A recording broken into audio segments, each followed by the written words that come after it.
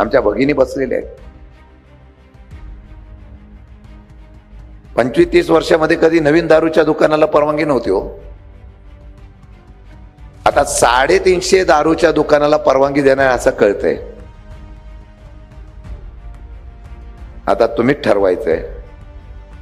दारूचा महापूर घेऊन आमचं घर उद्ध्वस्त करणाऱ्या या सरकारला या भगिनीने आता घरी पाठवलं पाहिजे, अशा प्रकारचा निर्णय तुम्हाला सगळ्या निवडणुकीला घ्यावा लागणार आहे. प्रशासनावर धाक नाही. कॉलेजमध्ये जाणाऱ्या मुलांवर आजूबाजूला ड्रग्स, एमडी ह्याचे कारखाने उभे राहिले.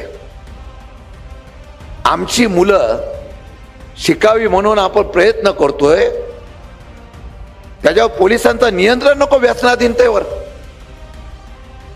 आमचं नशीब चांगलं, आमची मुलं सुसंस्कृत म्हणून अजून त्या आहारी गेली नाहीत. परंतु आज त्या स्थानिक मुद्द्यावर जरी निवडणुका झाल्या तर या महाराष्ट्राच्या फार मोठ्या मुद्द्यावर आपल्याला पुढे लढाई करावी लागणार आहे.